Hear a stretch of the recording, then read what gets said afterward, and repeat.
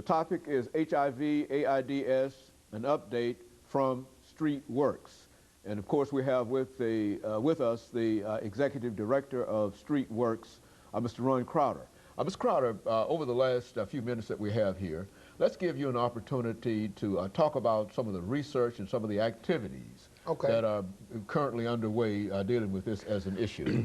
Well, Dr. Haney, I think the most promising thing that's going on now is the HIV vaccine trials.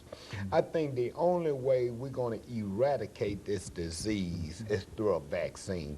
We know long as man has been on the face of this earth, there's never been a cure for a virus. And the only way we eradicate disease is, for instance, smallpox. We eradicate it with vaccines. Now, I said to that end, there's vaccine trials going on all across the country. The problem with the vaccine trials that's going on is this. You got to have human subjects to participate in the vaccine trials, okay? Now, people of color will not get involved in the research. And they have good reason. They have mistrust for the healthcare system. You know why that is. You look at what happened in previous years, the Tuskegee study, that kind of thing, but that was then. This is now. There's procedures in place now where things like that can never, ever happen again. For instance, they got institutional review boards that review that stuff before it goes out. They have CABs, and that's CAB, C-A-B, Community Advisory Boards, who looks at it where the community people can get involved. There's all kind of procedures and policies put in place where that can never, ever happen again. And another thing about a vaccine, traditionally, when they're trying to come up with a vaccine, it's usually part of whatever the disease in the vaccine. Well, that's not true with HIV.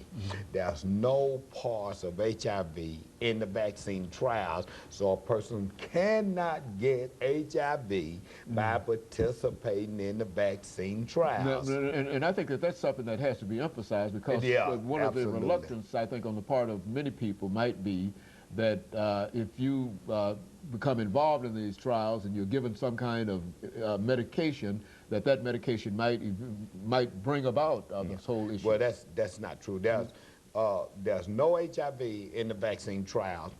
The other thing you have to understand is that they only take HIV negative people in the HIV vaccine trials.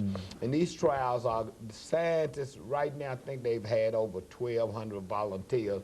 The problem with it is, for instance, if only women participate in the vaccine trials, if they come up with a vaccine, then it will only work on women.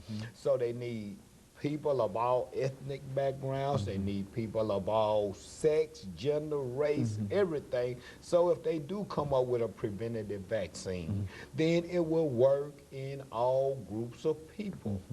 And we as a community of color just will not participate in the trials.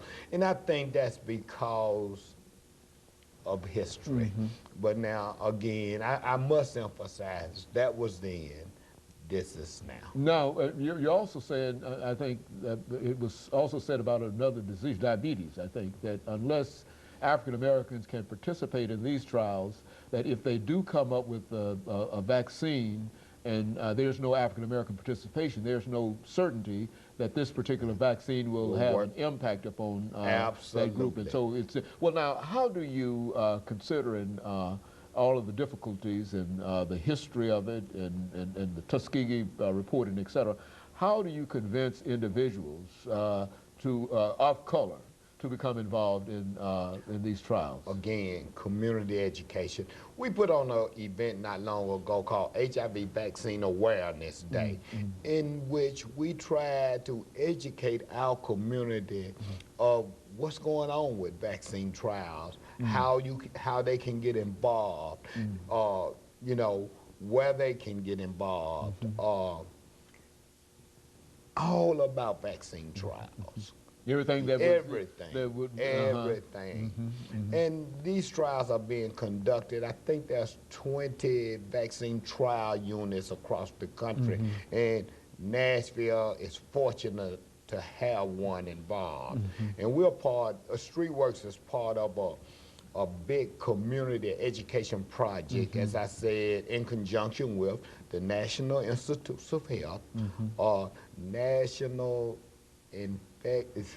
NIAID. You know, I'm in this alphabet soup. I'm sorry I can't. It's a National Infectious or something. I can't get it together right now. But anyway, they can go to our website. We'll have a link to how to get all that. these organizations. Yes, absolutely. Or they can go to Vanderbilt's website, HIV.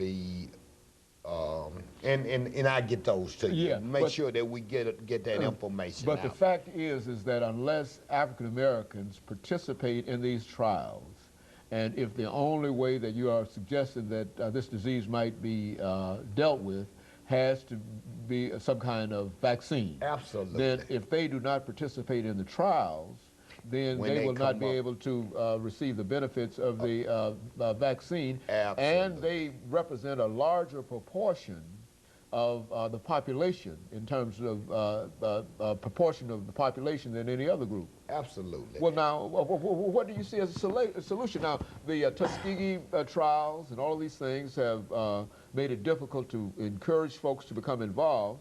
And at the same time, in spite of everything that you're doing, people are still saying that it's possible to contract this disease through these trials. So, I mean, that's an uphill battle, it seems to me. Well, again, partnering with community-based organizations such as StreetWorks, the National Institutes of Health.